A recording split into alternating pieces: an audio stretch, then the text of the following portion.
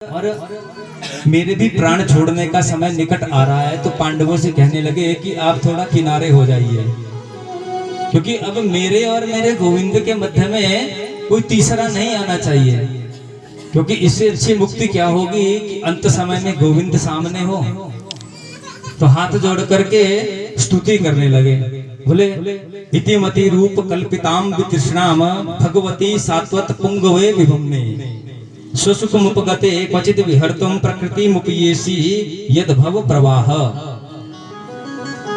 बोले प्रभु, ये जो मैंने अभी आपकी स्तुति की है ना, इसमें मैंने पहला शब्द यूज किया कि इति। इति का उपयोग कहाँ होता है? बोले जब किसी चीज का समापन होना हो। तो प्रभु, हो सकता है कि मेरी जिंदगी की ये आज आपकी अंतिम स्तुति हो, इसको मैं प्रारंभ करने से पहले ही इति शब्द का उपयोग कर रहा हूं। बोले प्रभु, मेरी एक प्रार्थना भी है। बोले मेरी एक बेटी है और उस बेटी का विवाह मैं आपसे करना चाहता हूं। भगवान कहने लगे कि पितामह, आपकी बेटी? अरे आप तो ब्रह्मचर्य हो, ब्रह्मचारी हो, आपका तो विवाह नहीं हुआ, आपके भला बेटी कैसे हो गई? बोले प्रभु, मेरे कोई और बेटी नहीं। बोले इति मति, मति मैंने बुद्धि।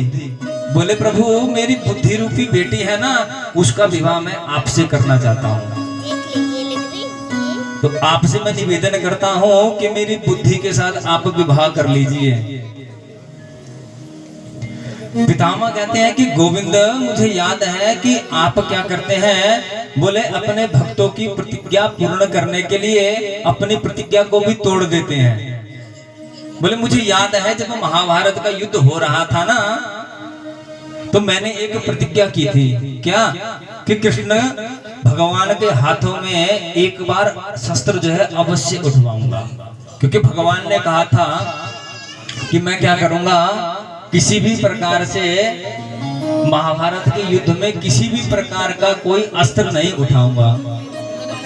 बोले गोविंद गोविंद भगवान की। सभी थोड़ा आगे आगे हो जाएंगे।